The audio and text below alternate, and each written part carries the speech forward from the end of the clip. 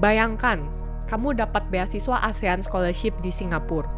Dan pada akhir tahun ini, kamu akan menjalani ujian A-Levels, yaitu ujian akhir junior college, yang juga menandakan berakhirnya periode beasiswa kamu. Pada saat ini, mungkin kamu sudah mulai berpikir, mau kuliah di mana? Mungkin kamu mau lanjut kuliah di Singapura. Tapi mungkin juga kamu sudah muak dengan Singapura. Dan, since nggak ada bond, atau yang namanya ikatan kerja, jadi kamu mulai berpikir, mau kuliah di mana? Mungkin kamu mau kuliah di negara lain, seperti UK, Amerika, Australia, atau kamu kangen dengan Indonesia dan mau kuliah balik di Indonesia. Apapun itu pilihanmu, tidak ada yang salah. Di video ini, aku mau membahas apa yang bisa kamu dapatkan apabila kamu decide untuk lanjut kuliah di Singapura, based on my experience.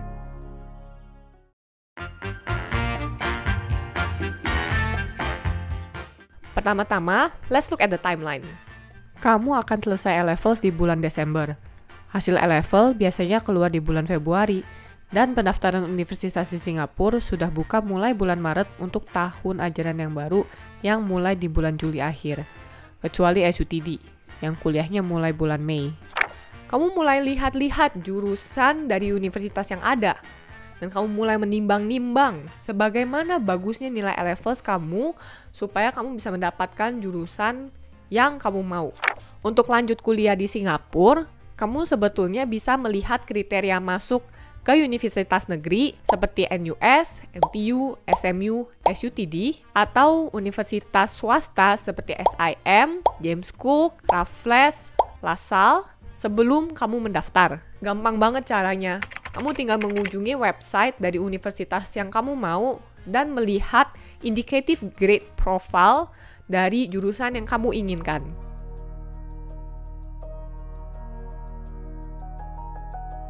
Nah, sekarang pertanyaan yang pastinya ada di pikiran kita.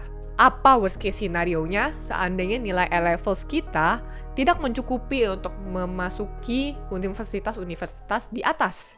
Jangan khawatir, suatu hal yang aku pelajari dari semua pengalaman ini adalah hidupmu tidak berakhir sampai di situ.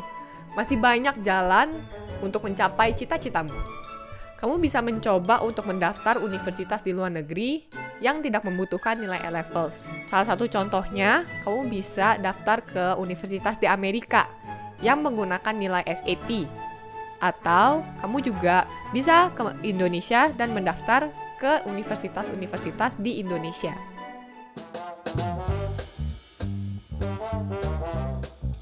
Oke. Kembali lagi ke Singapura. Apa yang akan terjadi seandainya kamu memutuskan untuk kuliah di Singapura?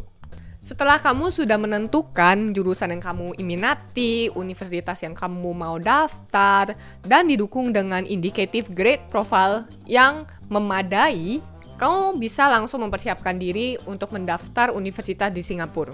Nah, dari pengalamanku sendiri, aku sarankan kamu untuk daftar sekaligus ke beberapa universitas.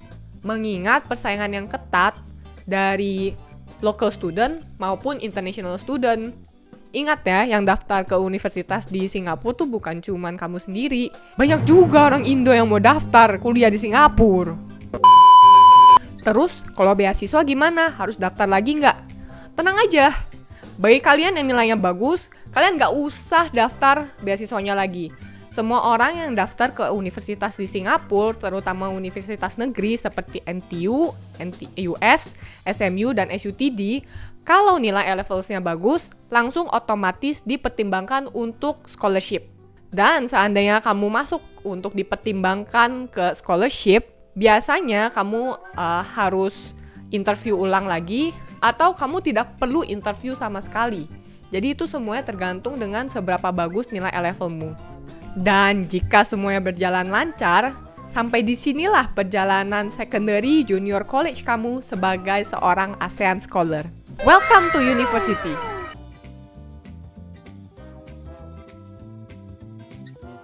Let me tell you my story. Dulu, waktu aku daftar ke NTU, pilihan pertamaku adalah Computer Science with double major in Business.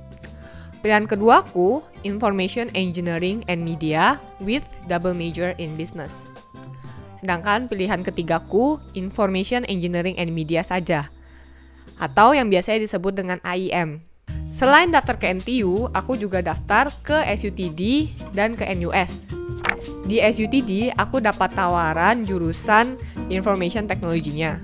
Sedangkan di NUS, aku keterima di jurusan Business.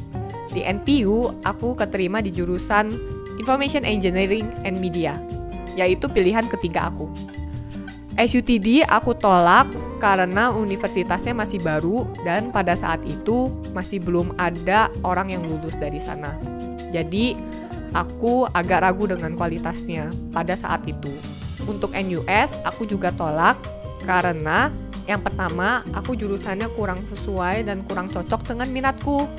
Yang kedua karena untuk mendapatkan beasiswa di NUS aku masih perlu datang ke interviewnya. Jadi akhirnya aku memilih untuk menerima tawaran dari NTU jurusan AIM dengan ASEAN Scholarship lagi tanpa perlu ujian atau interview ulang untuk mendapatkan beasiswanya.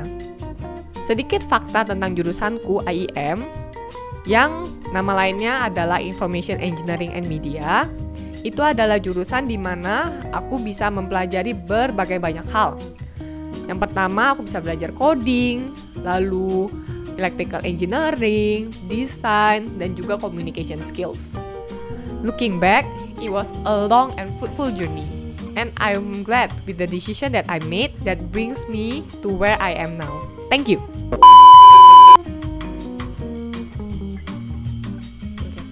Susah banget ya, ini panjang. Ya udah, gue ngomongnya kayak gitu aja ya. Setelah lu tahu. Di SUTD aku daftar ke jurusan Information Technology-nya dan di NUS aku dapat bukan daftar ya. Let me tell you my story. Nah, sekarang tentunya suatu pertanyaan yang selalu ada di pikiran kita. Apa worst case scenario-nya kalau A-levels kita nilainya jelek? Oke, ulang.